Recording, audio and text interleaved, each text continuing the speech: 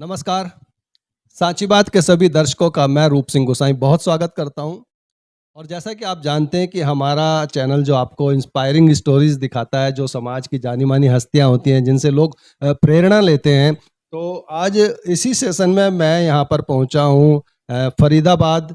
यहाँ पर जो एनजी चैरिटेबल ट्रस्ट है, मैं बता दूं कि नूतन गोविंद चैरिटेबल ट्रस्ट है ये, और हमारे साथ हैं मिसेज नूतन शर्मा जी, गोविंद शर्मा जी, और जिन्होंने मिसाल कायम की है इस समाज में और जिनसे लोग प्रेरणा लेते हैं। तो चैरिटेबल की जो चेयरमैन है, मैं खुद ही उनसे मिलाने की आपको कोशिश करता हूँ और जानने की कोशिश करता हूँ, आपको बताने की कोशिश करता हूँ कि वो क्या कर रही हैं समाज में और लोग क्यों उनसे प्रेरणा लेते हैं। तो नमस्कार मैडम, बहुत स्वागत है सांची बात में। जैसा कि हमें मालूम हुआ कि आपने खुद सरकार के बिना किसी मदद के कुछ काम शुरू किया है, जिससे काफ़ी लोग वहाँ से जो है उनका आय का साधन, आय का जरिया बना है, और लगातार समाज सेवा के क्षेत्र में आप कई सालों से कार्य कर रहे हैं। तो हमारे दर्शकों को बताएं कि वो क्या कार्य हैं और किस तरह का आपने काम शुरू किया है। आपकी चैरिटेबल ट्रस्ट जो है वो क्या काम करती है? मेरी ट्रस्ट जो है मोस्टली सारे काम करती है, लेकिन मेन काम जो हम लोग करते हैं वो हेल्थ में करते हैं। लोगों के कैंप लगाते हैं, हम फ्री कैंप लगाते हैं, और जैसे उनके ऑपरेशंस भी फ्री करवाते हैं। जो भी फाइनेंशियली वीक होते हैं उनके जो ऑपरेशन डिडक्ट हो जाते हैं तो हम फ्री करवाते हैं। दूसरा एजुकेशन है। एजुकेशन में जो भी फाइनेंशियली वीक बच्चे होते हैं उनके हम बुक्स, जिसको बुक्स की ज़रूरत है, बुक्स प्रोवाइड करवाते हैं, यूनिफ़ॉर्म प्रोवाइड करवाते हैं।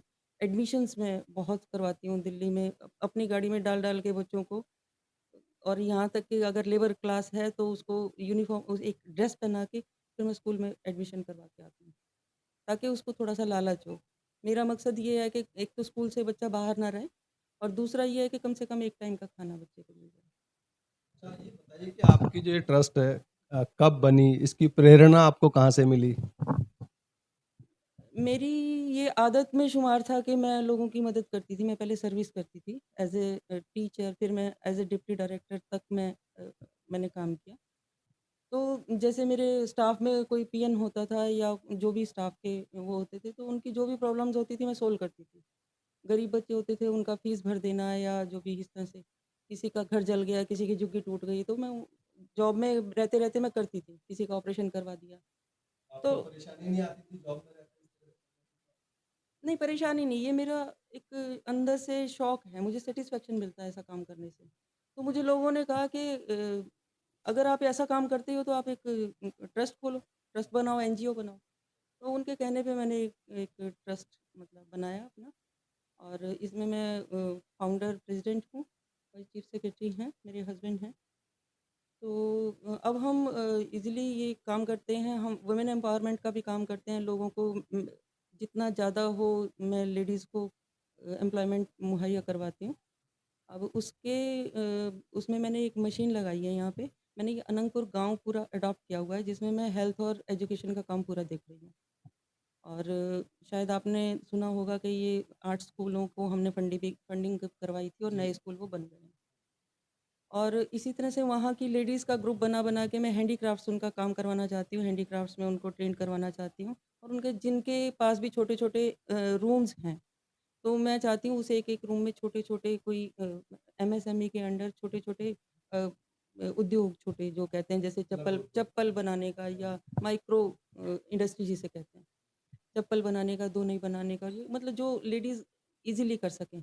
वो मैंने बैंकों में भी थोड़ा-सा बात की हुई है ताकि उनको लोन भी मिल जाए। तो सरकार की तरफ से इसमें कोई ग्रांट आपको मिल रही है? नहीं, अभी मुझे कोई ग्रांट नहीं मिल रही। मुझे 5 साल हो गए हैं ये चलाते हुए। अभी तो मेरा फ्रेंड सर्कल मेरा अपना, और जैसे इनका फ्रेंड सर्कल है, हम लोग आपस में ही करते हैं। कोशिश है हमें मिल जाए, क्योंकि तो हमारा काम तो अभी खोलता है। ठीक है मैडम। तो सर, आप भी थोड़ा कुछ बताएं। जैसा कि हमने सुना है जो कि मैम ने कोई पैकेजिंग मशीन का कोई काम शुरू किया है, तो वो क्या काम है, किस तरह का है, कितने लोग उसमें हैं? तो कुछ बताएं अपनी संस्था के बारे में, उस काम के बारे में।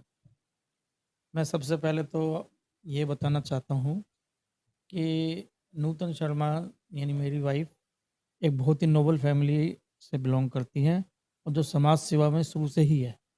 तो इनको एक तरह से जन्म से ही ऐसे आते मिले हैं, ये कह लीजिए हेरिटेज में ही ये सब चीज़ें मिली हैं। इनकी एक बहुत बड़ी अ, पॉलिटिकल फैमिली से बिलॉन्ग करती हैं ये। उनका नाम अभी इस स्टेज पे हम नहीं लेंगे। लेकिन जब मैंने इनमें इतना पोटेंशियल देखा कि ये कुछ समाज के लिए बहुत अच्छा कर सकती हैं, निस्वार्थ भाव से कर सकती हैं, तो मैंने इनको आगे बढ़ाया और ये इसमें इनको मन की खुशी भी प्राप्त होती है। फिर मैंने जब देखा मैं इनके हर क्षेत्र में जहाँ भी मेरी कुछ मदद हो सकती है, मैं करता हूँ और मैं उस क्षेत्र को कवर करता रहता हूँ, जहाँ पर थोड़ा-सा घूमने-फिरने का हो। और जैसे इन्होंने वुमेन एम्पावरमेंट की तरफ जब ज़्यादा ज़ोर दिया, तो मैंने एक जो है बेकरी का काम एक स्टार्ट करने की कोशिश की। तो बेकरी का काम संगम विहार में और हमने यहाँ पर स्टार्ट किया और बेकरी की जो पैकिंग होती है, उसके लिए एक अलग से मशीन लगाई। इसमें करीब 20 औरतें एम्पावर्ड हुईं, उनको नौकरियाँ मिली, उनको जो है अच्छा रोज़गार मिला और हमने कोशिश की, मैडम ने जो है कि उन्हीं लेडीज़ को नौकरी पे लगाया जो वास्तव में जिनको रोटी भी मिलना मैसर नहीं हो रहा था। ऐसा तो लगा कि भई हमें बहुत सैटिस्फैक्शन मिला कि हमने कुछ इस काम को अब हम 100 डेढ़ 100 वर्कर तक बढ़ाना चाहते हैं और एक प्रोजेक्ट हमने बनाया है, जो करीब 3-4 करोड़ का है, जिसमें हम अनंगपुर गाँव जिन्होंने अडॉप्ट किया है, उसके अंदर उस यूनिट को सेटअप करने जा रहे हैं जल्दी और हमारे को government of India social justice जो है सोशल उसको वो हमें मदद करी है, हमारे प्रोजेक्ट को उन्होंने एक्सेप्ट कर लिया है और वे ऑफ़िसर हमारे आज विज़िट करने भी आए हुए हैं। तो हमें तो ये बताने में बड़ी खुशी होती है कि हम अपने छोटे कैरियर से स्टार्ट करके एक अब इस मुकाम पे पहुँच गए हैं, जहाँ हम करोड़ों के प्रोजेक्ट बना सकते हैं। और मैं तो इनकी बहुत जो है प्रशंसा करता हूँ पूरे की, ये एक उदाहरण है सोशल वर्कर बनने में इनको जो है चाहे इनको 15-20 साल लगे लेकिन एक बड़ी ऊँचाई को ये छुएँगी, ऐसा मुझे उम्मीद है।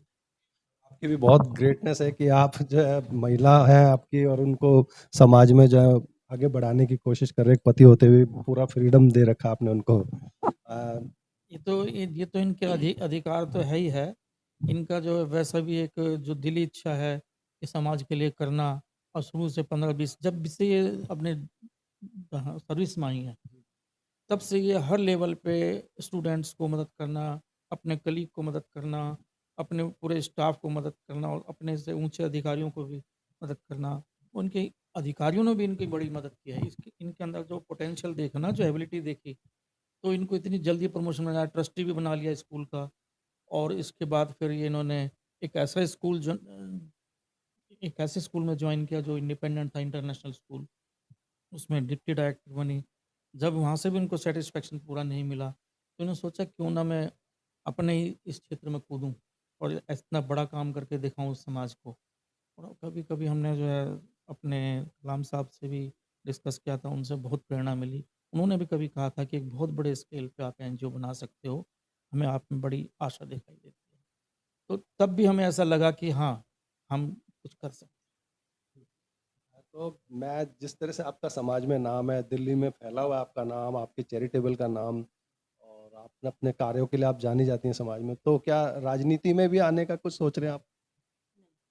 राजनीति में मेरा कोई इंटरेस्ट नहीं है।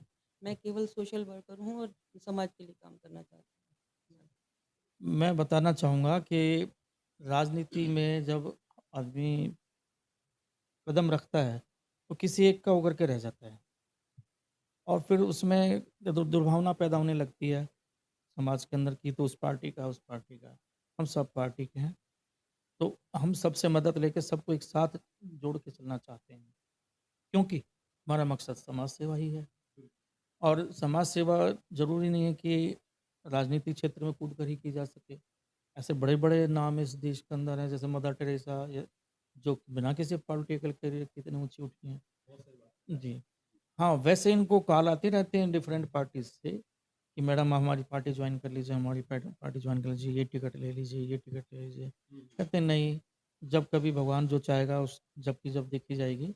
लेकिन अभी तो मेरा जो मकसद है, मेरा जो केंद्र बिंदु है, समाज के विभिन्न क्षेत्रों में कमज़ोर वर्ग में सरकार की मदद से या अपने उस प्राइवेट क्षेत्र की मदद से या चैरिटी से या किसी भी तरह से, बस ज़्यादा से ज़्यादा लोगों की पिछड़े वर्ग की मदद करना और जो दलित समाज है उसको ऊपर उठाना, और हमारे अब 3 मुख्य बिंदु हैं।